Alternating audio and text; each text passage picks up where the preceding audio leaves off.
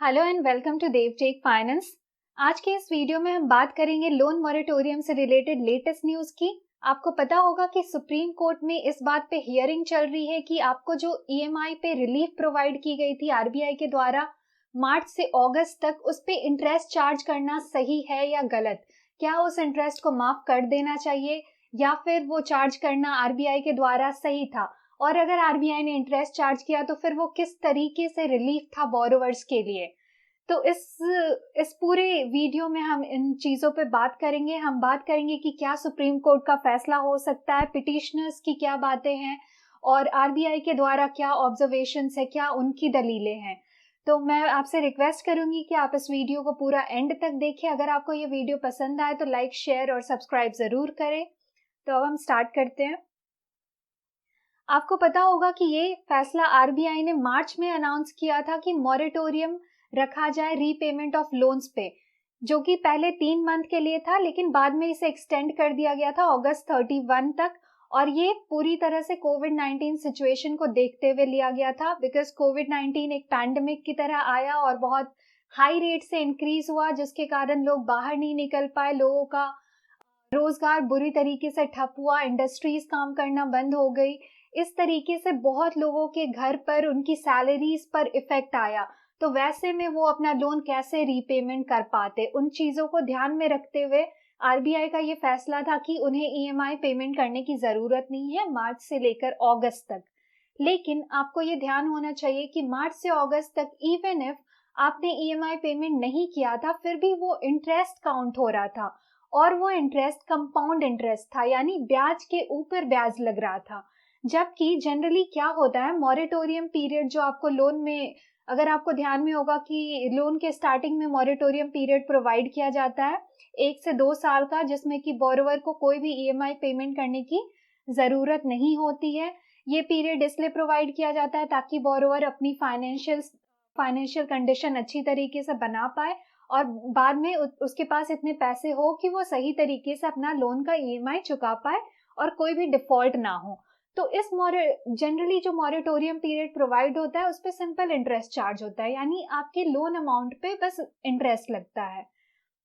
जबकि अभी जो आरबीआई का फैसला हुआ मार्च से अगस्त तक, आपके मॉरेटोरियम पीरियड इसे कंसिडर किया गया, लेकिन आपने जो ईएमआई पेमेंट नहीं किया उस बीच कंपाउंड इंटरेस्ट चार्ज हो रहा था, यानी ब्याज के ऊपर ब्याज कैलकुलेट हो रहा था, जो बाद में आपके ईएमआई में शेड्यूल करके आपसे वापस से चार्ज किया जाएगा। तो इसी बात पर बहस हो रही है सुप्रीम कोर्ट पे कि ये करना सही था या गलत। अगर ये सही था तो किस तरीके से ये बोरोवर्स के लिए रिलीफ हुआ, कैसे उन्हें रिलीफ मिला अगर उन्हें बाद में ज्यादा पेमेंट करना पड़ा। तो इस बारे में हम और बात करते हैं।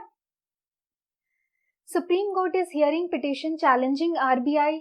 तो आरबीआई के इसी मूव को कि इंटरेस्ट चार्ज करना मॉरेटोरियम पीरियड के दौरान कोविड-19 सिचुएशन को देखते हुए क्या ये सही है, इसी बात को लेकर सुप्रीम कोर्ट में ये हियरिंग चल रही है। पिटीशन दाखिल हुआ था जिसके आर्ग्यूमेंट्स हो रहे हैं, तो हम देखते हैं। ये जस्टिस अशोक भूषण, आर सुभाष रेड्डी और एमआर शाह इस टोटल हियरिंग को देख रहे हैं। अभी हम देखते हैं कि पिटिशनर्स का क्या आर्ग्यूमेंट है हियरिंग में। तो सबसे पहले सीनियर एडवोकेट राजीव दत्ता ने, जो कि पिटिशनर के तरफ से अपीयर हुए थे, उन्होंने कहा था कि interest on interest is absolutely and prima facie wrong and they can not charge it.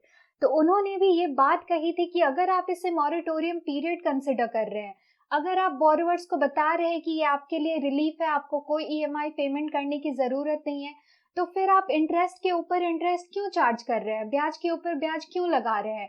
क्योंकि किसी तरीके से ये आप अपनी कमाई कर रहे हैं जो बाद में आप बोरोवर्स से वसूलेंगे।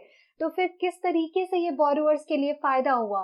क्योंकि अभी इस बीच उनकी सैलरी, उनके जॉब लॉसेस है, सैलरी नहीं आ रही, उनके घर की सिचुएशन अच्छी नहीं है।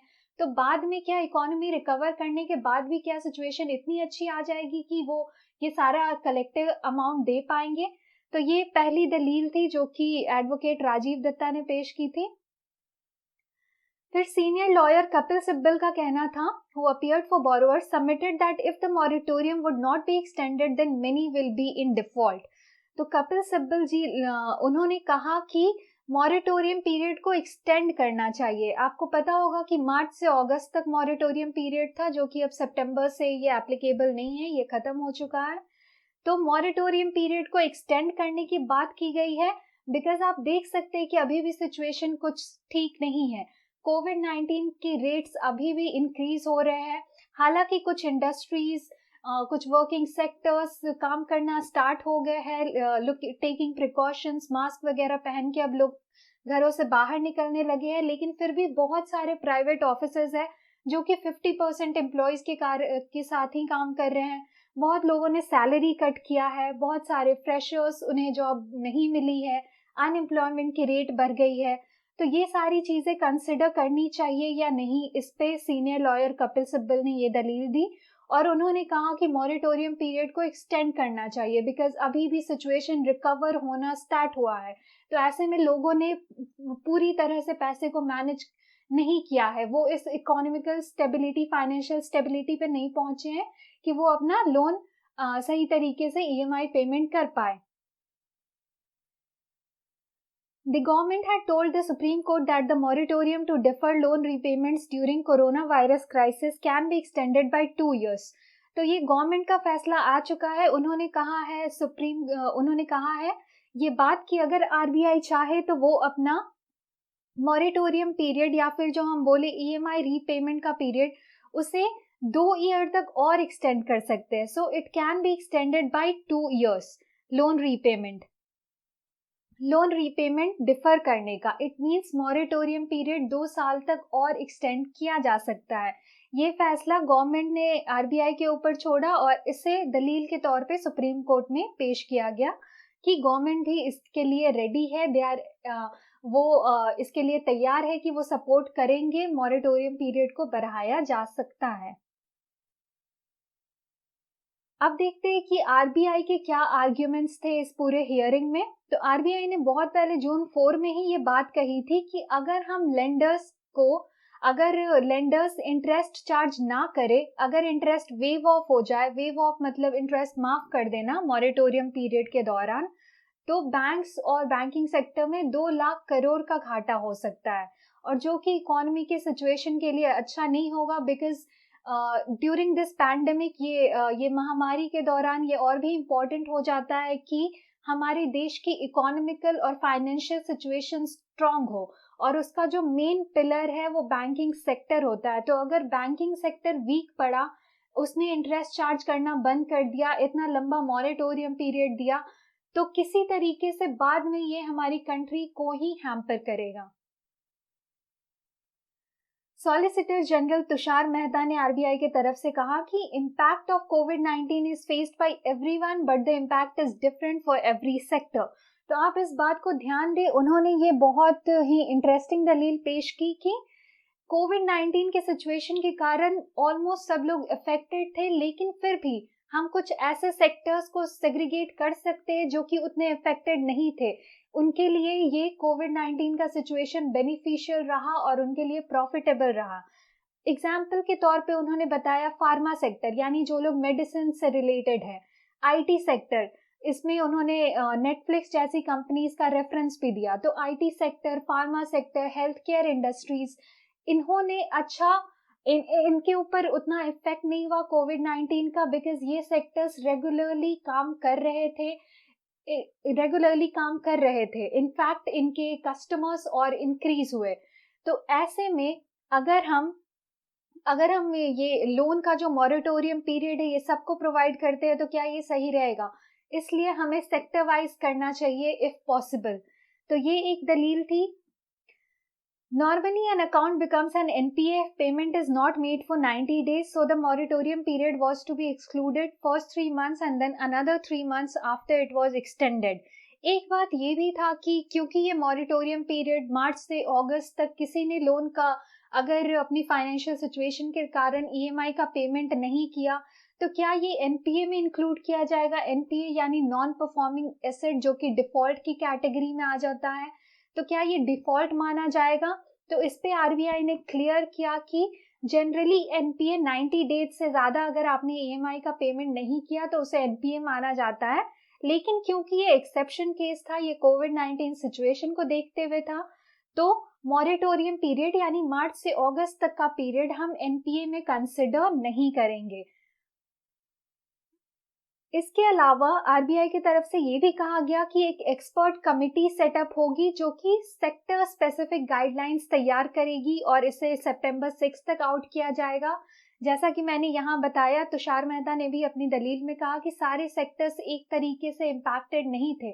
कुछ सेक्टर्स ने अच्छा परफॉर्म किया, बहुत सारे सेक्टर्स बहुत बुरी तरह इम्पैक्टेड थे। तो वैसे में हमें सेक्टर स्पेसिफिक गाइडलाइंस लाना जरूरी हो जाता है। उसके बाद हम देखते हैं सुप्रीम कोर्ट के क्या ऑब्जर्वेशंस रहे, कौन सी दलीलें सुप्रीम कोर्ट ने ज्यादा फेवर में ली। तो सुप्रीम कोर्ट ने पहले भी कहा था कि there is no merit in charging interest on interest. तो इस बात पे तो supreme court was totally clear कि अगर ये मॉरेटोरियम पीरियड है तो ब्याज के ऊपर ब्याज लगाना गलत था, ये किसी तरीके से सही नहीं था, ये बैंक अपने प्रॉफिट कमाने का एक जरिया देख रही थी। तो ब्याज के ऊपर ब्याज नहीं लगाना चाहिए था, बिकॉज आप एक रिलीफ के तौर पे बोरोवर्स को प्रोवाइड कर रहे हो। वैसे में अगर आप उनका कलेक्टिव जो लोन रीपेमेंट अमाउंट है उसे और ज्यादा इंक्रीज कर दे तो दैट्स नॉट जस्टिफिएबल। उसके बाद जस्टिस भूषण ने भी कहा the circular is not being challenge but the relief is being demanded. उन्होंने कहा कि आरबीआई के द्वारा जो सर्कुलर जारी किया गया था उसे चैलेंज नहीं किया जा रहा, उसे गलत नहीं बताया जा रहा, लेकिन कहा जा रहा है कि रिलीफ दिया जाए। अब आगे की तरफ अगर आप इंटरेस्ट वेव ऑफ कर दे या फिर वैसा कुछ हो तो एक रिलीफ की डिमांड हो रही है पिटिशनर के द्वारा। The main grievance of petitioners is that they have not been given the adequate relief and the NDMA under the Disaster Management Act. तो पिटिशनर ने एक ये भी दलील पेश की थी कि इसे डिजास्टर मैनेजमेंट एक्ट की तरह क्यों नहीं कंसिडर किया गया, बिकॉज कोविड-19 is not less than any disaster. इसने बहुत बुरी तरह इम्पैक्ट किया है। Our economy has totally been downgraded, हमारी जीडीपी अभी नेगेटिव आ गई है। तो इसे डिजास्टर की तरह लेकर रिलीफ क्यों नहीं प्रोवाइड किया जा सकता है?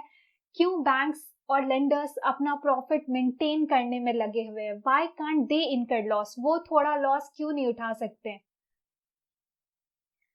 Question is about the demands of compound interest. In the meantime, moratorium and penal interest cannot go together. तो जस्टिस रेड्डी ने भी इस बात को क्लैरिफाई किया कि कंपाउंड इंटरेस्ट चार्ज करना मॉरेटोरियम पीरियड के दौरान was not right.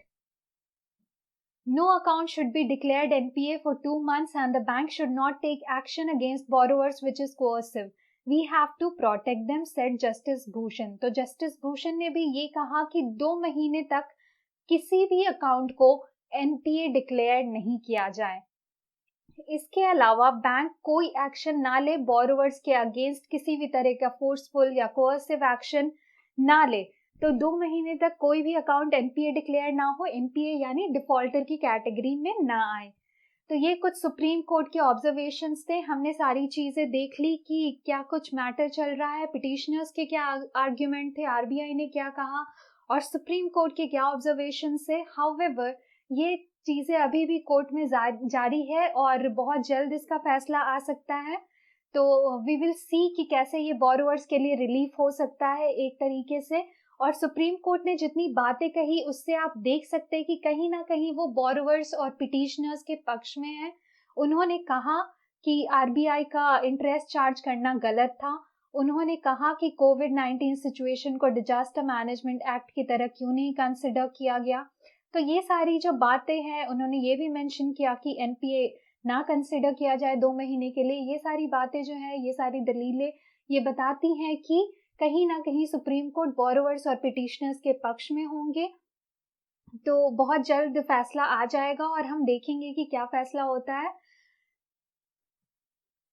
Thank you for watching. I hope आपको ये वीडियो पसंद आया। Do like and share my video. Subscribe करना ना भूले देवटेक फाइनेंस को। Thank you all.